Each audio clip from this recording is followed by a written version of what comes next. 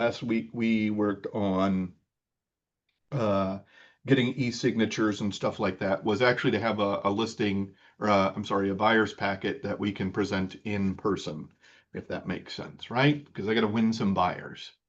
Yep. And the easiest place right now to do that is in Command, because you can do it for free and you don't have to do a lot of extra work. But in the future, maybe Canva will be a little bit better, or you can do a hybrid of both if you import and do some stuff like that. But let's start with Command in that place. So if we log into Designs and create a design, now the cool thing about a buyer's packet is it is a print item. So if we click that, that's important. And as I've said before about if you're ever in designs, these choices matter. They matter a lot in terms of what they come up with and where you can find them later. So print is important. It does some thinking, and if you're slightly nerdy and interested in esoteric information, this actually takes you to a different site. This is not within Command. And you will not have to worry about the thing I just did. So don't worry about that too much. So when you come into Command, it should look like this. And if we go to buyer presentation here under listing, oddly enough, listing, buyer presentation. I don't get it. It comes up with a bunch of different options for us to start building from. The first thing I always tell people is this looks really cool, but black is incredibly hard to print. So unless Yeah. you're going to have it professionally printed, don't do this. It won't come out the way you like. Um, and if you do have it professionally printed, by all means, dig in because they're not going to charge you any more for black than anything else, but it'll look better. But with that in mind, there's some basic ones right here. I kind of have always gravitated towards one of these two because they're simple. But the main thing that I think is super important is going through setting it up and then honestly going through it with somebody who doesn't know you, or I mean somebody who does know you, and eliminating all of the parts that you will never use because you think, oh yeah, that's really cool. And then you start presenting it and you're like, I don't use this page. This doesn't make any sense. So we'll go ahead and use this one because it's square and it's hip to be square. So if you click on that use, it'll start loading up the actual thing. Oh, how pretty.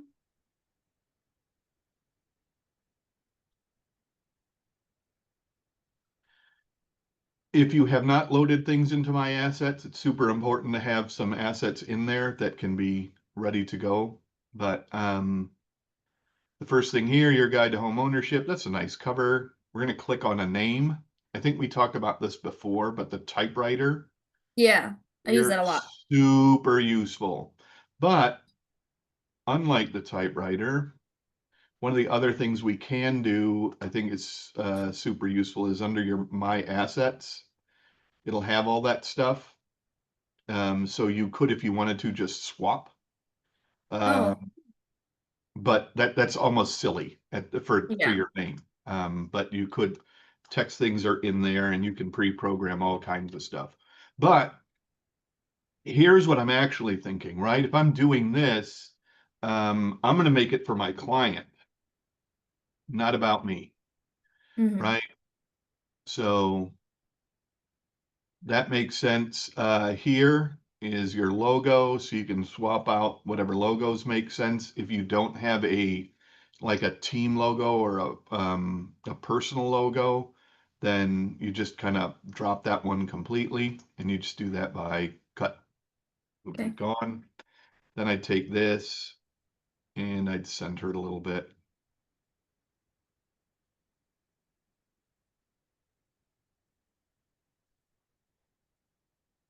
And we'll do the swap.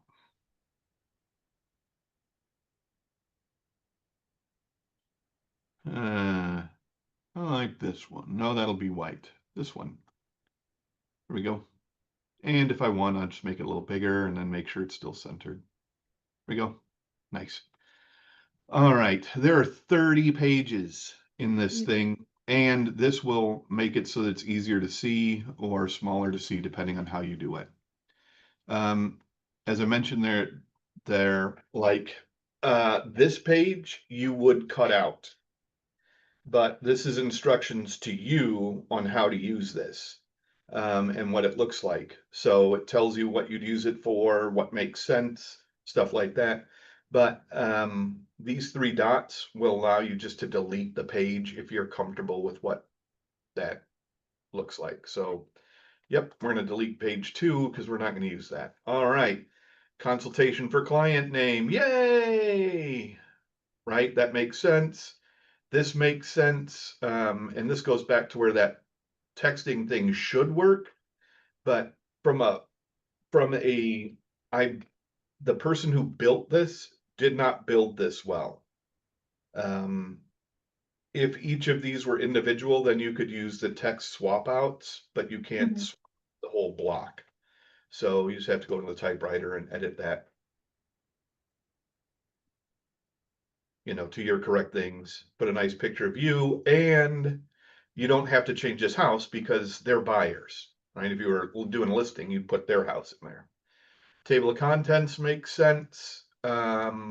All of these items make sense from what I'm going to do perspective. I just might not go into in depth on some of these. We're gonna put a there. I feel better. Mhm. Um, this you keep in there and don't cover. Does that make sense? Yeah. I mean, you're gonna give this to them. You're gonna leave that to them, so there's nice words in there, but it doesn't do anything. This the same thing. I don't know that I would cover anything on this page. But you would leave it in. Yeah. This is useful for you, but not for them. So there's two things you can do, and this is where we start getting in the presentation side versus just the paperwork part of it. Some people will do what they call a pre-list packet. And that would be, or even a strategy session packet in the same way, right? So if I'm going to send something to my client prior to meeting with them, I'm going to keep this in. That's when if this is part of my send out kind of thing. Hey, here's a quick thing, review this before we meet. I'll be happy to discuss that, and we'll cover different, letting them know that we're going to cover different stuff, right? Because you want them to kind of think about how they want this stuff. And, um, this is a really good way to start a process of listening to them, instead of just kind of throwing it out there, right? So I'm just double check one quick thing. Nope, no emails. Yay. Um, do you want to receive this via email, call, or text? For me, don't call me, don't text, don't email me. If you want an answer, text me. If you want me to know about it, email me, right? Those are Mhm. specific use cases. And as a client, if you're texting me to send me information, I'm going to get mad because I don't want all those texts from you. I only want it if I want a response, right? Versus email, where that's the information place. And when I want information, I'll go there and then it's easier to find. And I'm pretty particular about that. Some of your clients be like, yeah, just call me anytime. And that's fine. Whatever works best. A good example of this, what's best time to reach you, right? Those all make sense. If I was sitting in person with them, I would not want this in my packet. I'd still ask these questions, but I wouldn't want it in my packet. These are, again, the same kind of thing where if I'm sending it to before the meeting, this is important. If I'm delivering this in person, this is not a useful page, right? Because again, I want them to think about this stuff, but if I'm in person, maybe I have it to kind of guide the conversation, but I think you could find some better questions to ask if you were in person with them rather than, the other way. But this is the same thing. There's an interior and an exterior section, which makes sense. You jump into page 9. More of this. I mean, this is a lot of questions, right? Just to be hammering somebody like question, question, question, question, question. That's a lot of stuff. So again, if I'm sending this to them beforehand, that's useful. In person, I'm gonna have a different list. Guess what? Same thing. In this case, you would want to update that with your website URL. No, I don't. There's no reason to have this in there. This is fluff. That just people are gonna flip out. I don't know that this is useful. This might be useful if you knew what neighborhood they were looking at and you have control over these units. Let's see. Snow. As long as it's working, then you have control over which ones of these things you're using in the system. And you can look up all this stuff from the neighborhood insight stuff. And it actually talks about that on page 2. I don't know that this is useful for a buyer yet. Because as a buyer, you really maybe haven't even made up that kind of decision. We haven't had an initial meeting. Providing insights on neighborhoods when you don't even know where they're thinking about living is kind of weird. This is critical no matter what happens, whether it's in person or your pre-meeting package. And this you should go over with in depth. These are the kinds of questions that people really have. What does the process look like? All right, we're partnered with an agent, get pre-approved for a loan. We go out and find your house, and then we do this make, offer, and negotiate the terms. And when I get into this section here, when I'm talking with them about it, I want to set some really clear expectations in this very strongly. Because when we make an offer, for example, on a Saturday afternoon and they've called for highest and best, I'm going to need you to be available to sign. I'm going to need you to be available to spend maybe a half hour, 45 minutes going over the contract as we fill in the details. Depending on how informational the person is. If they're a high detail person, I might even send them the actual buyer's packet beforehand, or the buyer contract purchase agreement beforehand. And I might introduce it at this point if I know they're very detail oriented. You get like an engineer or somebody who's in that sort of field. That kind of information can really make that process a lot smoother for them. But almost everybody has questions about this process. And this is where you can get a really good conversation going, because they're going to ask questions about the process and what they've heard or what they've seen and what makes sense. But this is a really great place to really make a difference for your clients. It continues on to the next page, and this is great stuff. And in fact, you almost as an agent might take some of this stuff and build it out so that you can communicate with your clients as you go through the process to make sure, because like order an appraisal, that's not their job. It's also not your job. That's ordering an appraisal is done by the mortgage people, but you want to know when that's happening and you want to be involved in that. Conduct a title search. This isn't your job, right? Scheduling your closing. Well, that conducting a title search isn't your job. Choosing the title company is. Scheduling home inspection and reporting. I mean, all this stuff kind of helps you as well. And I might use this as a really high level checklist for making sure that you've got everything you need to do done. And there's a possibility, if I was doing this, that I might go through each of the lines and potentially highlight some of the ones that are their responsibility. Like, oh, every one of these you see in green is something that you're going to do in the process. I don't know if I don't know if I'd go that far or not, but I think it might be useful. Hard to say. But I think these two things are critical for most people because this is where all their questions are going to come from, is how does the process work? Um, this is useful, both in person and in advance.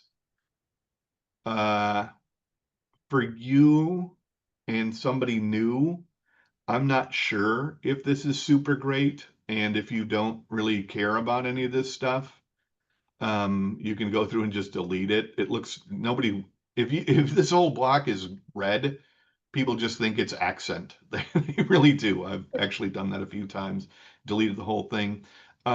Maybe this is kind of useful down here to have some stuff. You know, I don't know if you're a board member of the Springfield Giving Trust or not, and it doesn't really matter to most people at the point that they've already met you. This thing, I'd get rid of it. This whole page, just boom, get out of there. It's not useful for you yet, and it wouldn't be useful for you later once you've got the appointment. This stuff is stuff to get an appointment. A lot like your resume is designed to get an interview. Once you're in there, it's all you. Um, so this is the same thing. I mean, this is really 3 pages of fluff right in a row. If you have and can get some referrals or things like that, that doesn't hurt. Those still fit in the category of stuff I need to get the interview. But on the other side, if you're sending this in advance, that can help.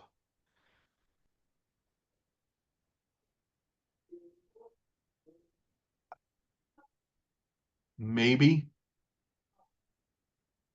That's all I'm going to go with is maybe. I would actually, if I was going to do this, I might run it through Chat GPT and come up with something that fits a little bit better your language or who you are or what you're trying to do. This is fine. Again, if it's in the pre-packet, that's fine. If you're in person, neither of these things should be happening. They're both kind of extra. This I would get rid of. It talks about COVID-19. It's super old. Nobody cares. Get rid of it. Nobody cares. Get rid of it. Maybe you can put your app link down there. I don't know. That's a whole different question. Never mind. Go ahead.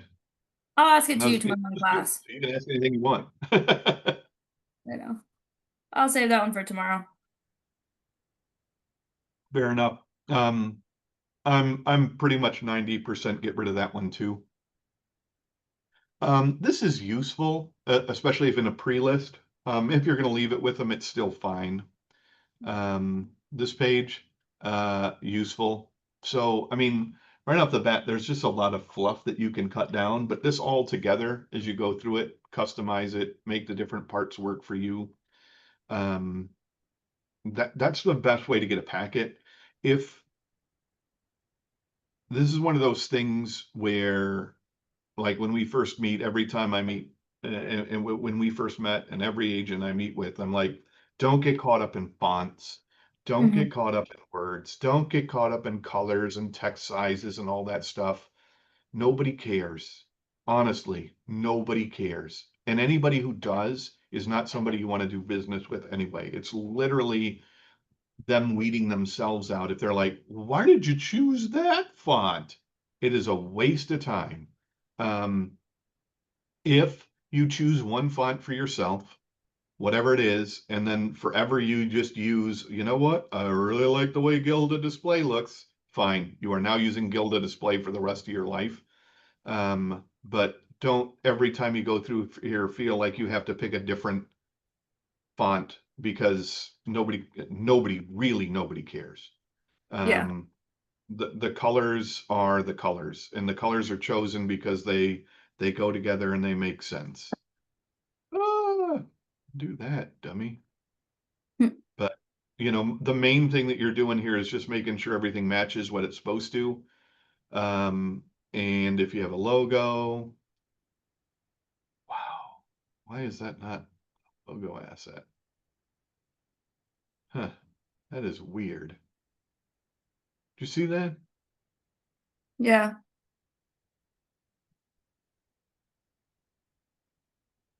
This is not a logo. This is an image. Boy, I can't wait for Canva. That's the kind of stuff that just this is the kind of stuff that just doesn't make any sense. There's no reason for that. So you would take, I mean, if you wanted to fix that right now, you go cut, go back here, maybe back over here. You take this and just drop it in. And maybe resize it a bit because that's a Yeah. little obnoxious. But then, I mean, you can do the same thing. It just isn't quite as easy as the flip. So, like anything, this whole packet, even once you get, you cut out all the stuff like we just went through and said, I don't need this page, I don't need this page, I don't need this page. Even then, when you sit in front of the person, you're still going to go, I don't even talk about this stuff. It doesn't make sense. That's fine. It's a living document. You can change it as often as you want. When you get into like your home wish list, you're going to find out some of these questions aren't right or they don't fit the way you think they should, even though you need to cover them. So that's fine. And that's why the pre-list part often works really well. Because if you send this and you say, hey, that you're going to get into things like your home wish list, if it's not important to you, just cross it out. You don't have to answer it. And then when you sit down, you can have a genuine conversation because if they look at it, then they've already given it some thought versus, you know what? I've never considered whether I want a fireplace or not. I imagine most people have, but part of your process is guiding them through this and helping them think of things they've never thought of before. This is a really interesting question here is along that lines, like what what do you like? What do you like the dining room to be part of the kitchen configuration and how does the living room configure with that, right? And I don't think it was a big deal, but every time we go on to look at a house, Kelly and I, she goes, I want to be in the kitchen and see into the living room. Yeah. If I can't do that, then it's not the right house for me. And you're going to find people like that. And to me, when I go into the kitchen, I don't want to see any of those mother, right? I don't want anything to do with them. I don't want you looking at me. I don't want to be worried about what are you looking at, man? I'm just making dinner. Get out of here. So, everybody's different, but this is what helps you guide that conversation and think about things that maybe you weren't thinking about beforehand or that they weren't. And this is a huge part of that first strategy session. In these 4 pages really do a good job of working through that, and that's really what you want to get to. But the main 2 things I think I would want to focus on, other than this, what is that? The window. Yeah, I know. That's a window? I think Oh, so. that's obnoxious. I'm gonna It delete drives me this. nuts that it's not centered or like anything. Oh, look, it's just gone.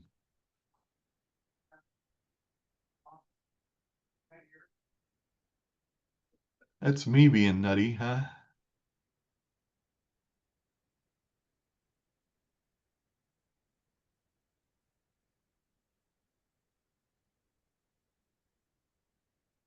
That's obnoxious. There, that's my level of obnoxious. Um, teach them a lesson. But at some point, that's what the point of this whole package is to just, be able to either guide the conversation more effectively or, um, you know, have some pretty clear stuff. Maybe this would be better.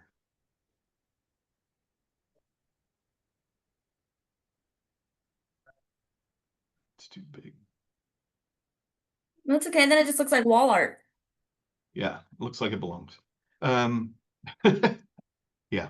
So from a presentation standpoint, do you think you'd be able to pull this out and pull out the pages that you need and edit them appropriately? Yeah.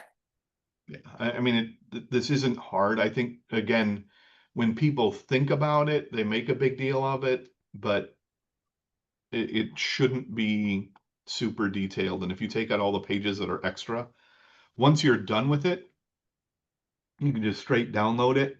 And I would make it a PDF, you download it, and then once it's downloaded,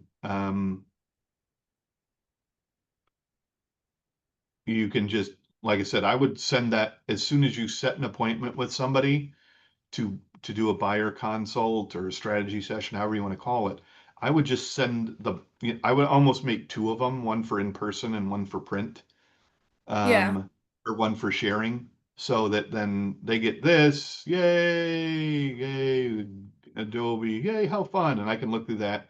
And if they want to print it at home, that's great. If they just want to look through it, that's fine. They win, you know? But the Yeah. whole goal is to make sure that you have, but basically I'd have two, one for in-person and one for email beforehand for them to look through. Um, and if I did the look through one for them to look through, I think I'd have on this page, I would, uh, instead of a custom consultation prepared for Care 4, I would change this to the date and time that I set the meeting. Okay. And then put their name and then the rest of it. You know what I mean? I Yeah. would say that so that there's that reminder of the date and time. Makes it a little harder it makes them feel like it's harder for them to change it at the last. Oh, I can't make it. Oh well, you're always Yeah. playing these little subtle reminder games with people, but I think that that's a really important thing. Ultimately, also when you're done, you can go through and do the same thing with the listing packet, and the listing packet is exactly the same, where the main things that people really care about are the timeline, and what to expect, what sorts of questions you're going to ask, and that they look. I mean, it's the same thing. I think this one I probably already cut everything out of.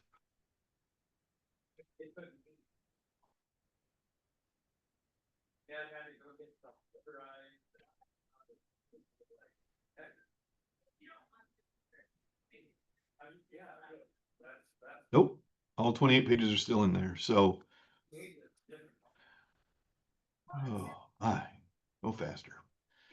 Again, the second page is instructions. What do I need to do? In case you can't remember, client name. Oh, look at that girl. That's the same girl.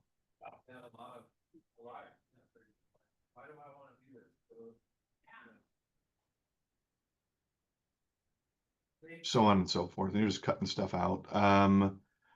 This is important. When you get into this section, the stuff that's important is how how are you going to market the property?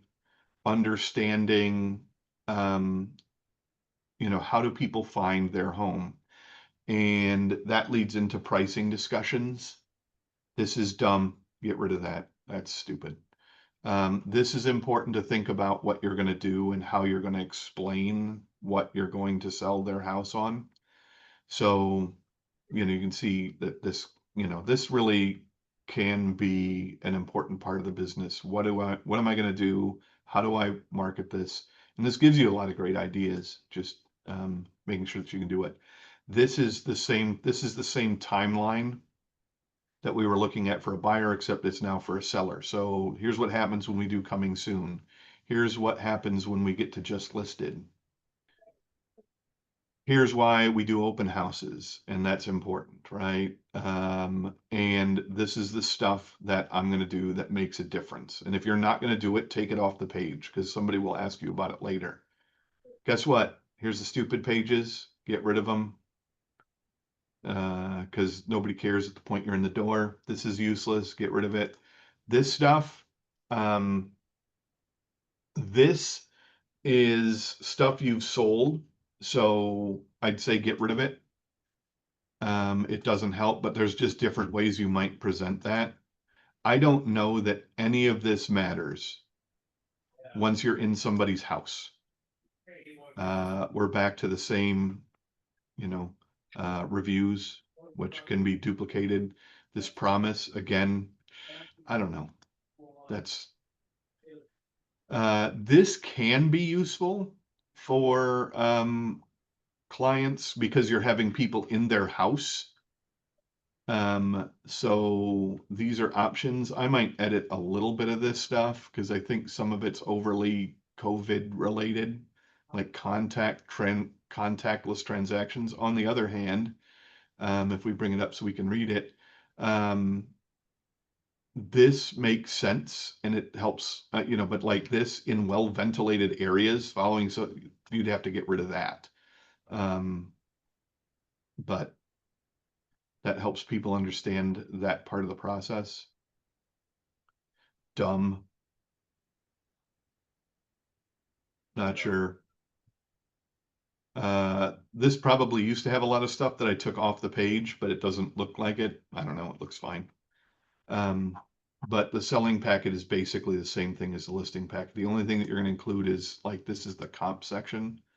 And that would be useful for their property as well. So these are the houses that I picked that are most comparable so that we can look at when they sold, how much they sold for, and what the timeline was.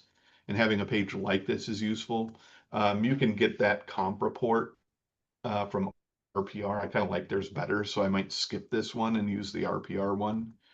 But if I was going to send it to them in advance of our meeting, this short digested piece would probably be more helpful than the full RPR, assault on the senses that thing tends to be.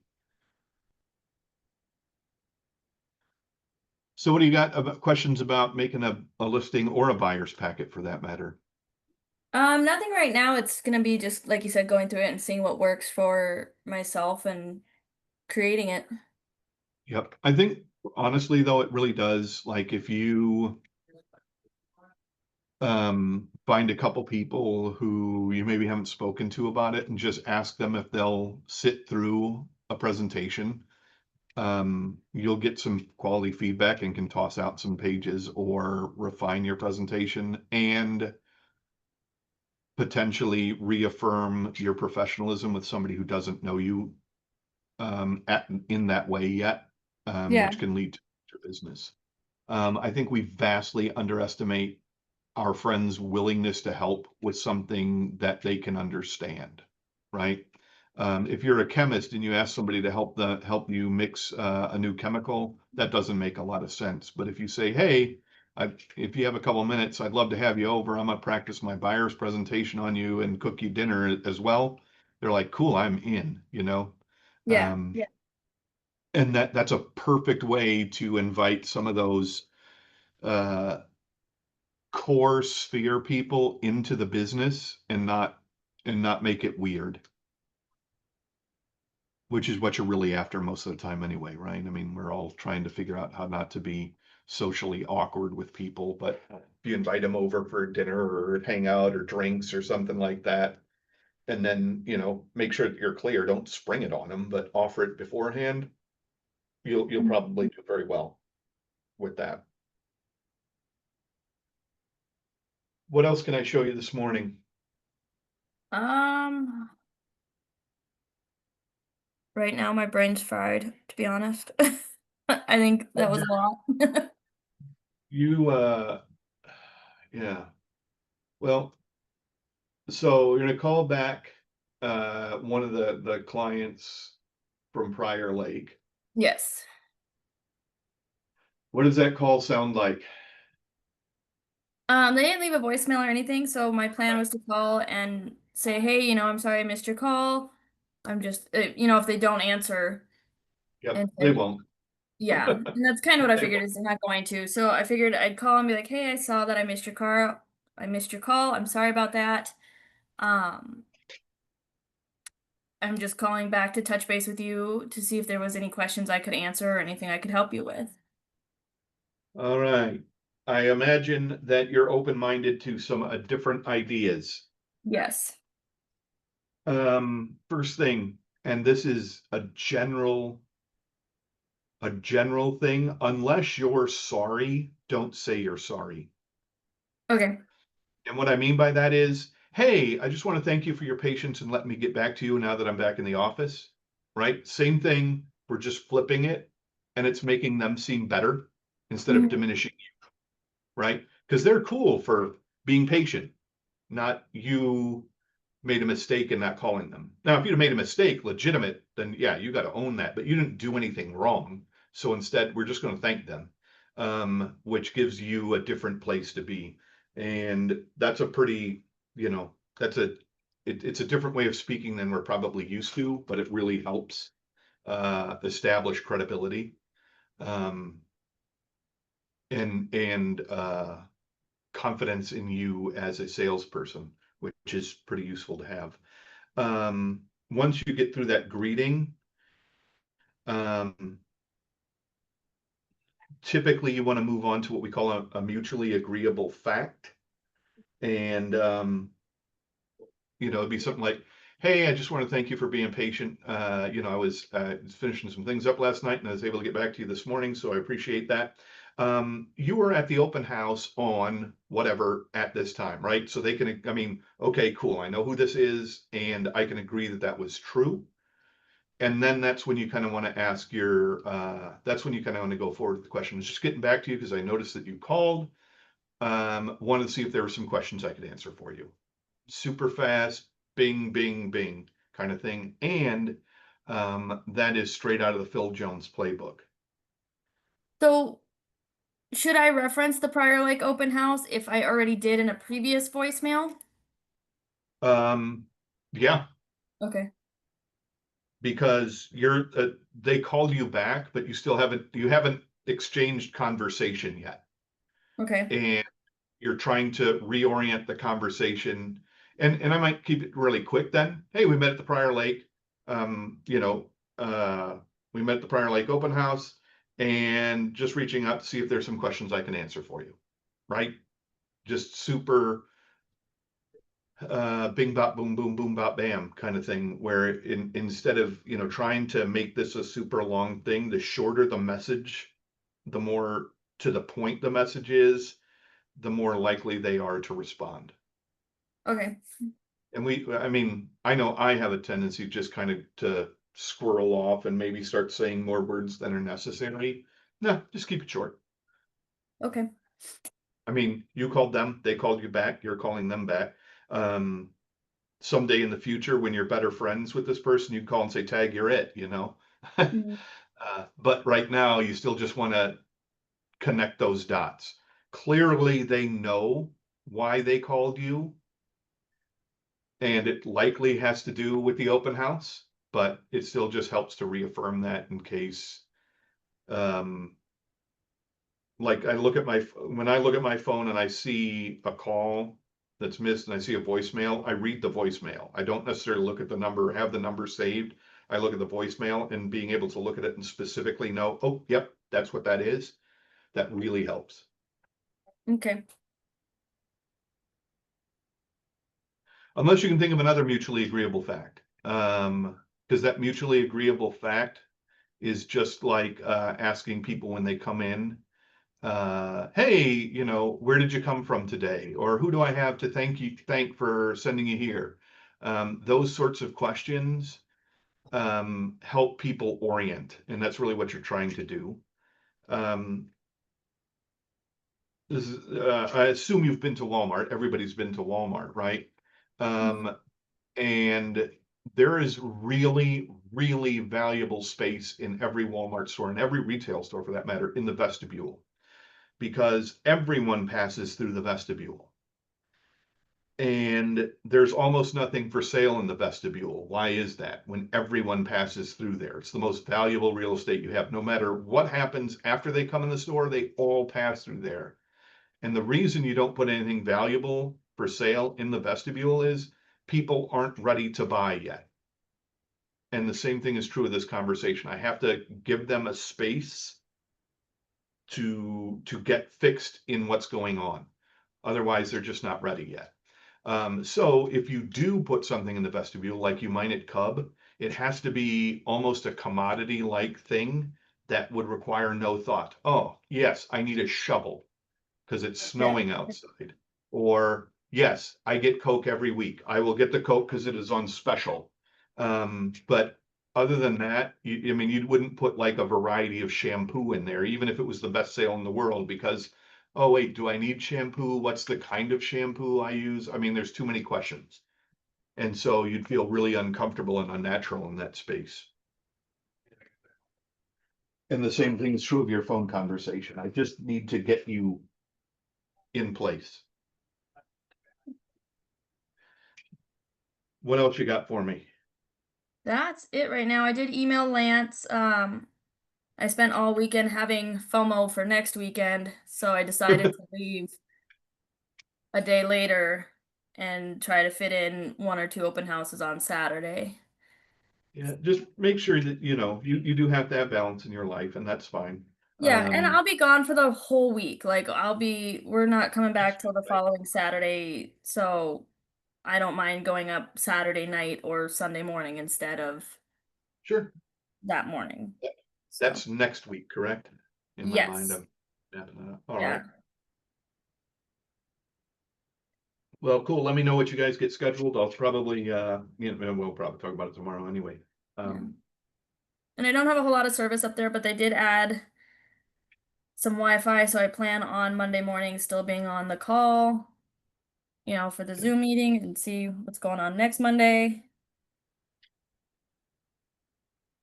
Yeah, next, yeah, yep, that makes sense to me. Don't, just make sure that you take time to fully unplug, that's all. Oh yeah. Yeah, I'll have that's the only thing I plan on really sitting down and dedicating time to for work that week is that call. And then everything else will be fishing and boating and hanging out. All the things that people from Minnesota do. Well, that sounds fantastic. Well, we can go ahead and end it right there, and we'll see you tomorrow, if that makes sense. All right. We'll see you tomorrow, kid. Drive safe Bye. and no fighting. I will. Bye. Bye.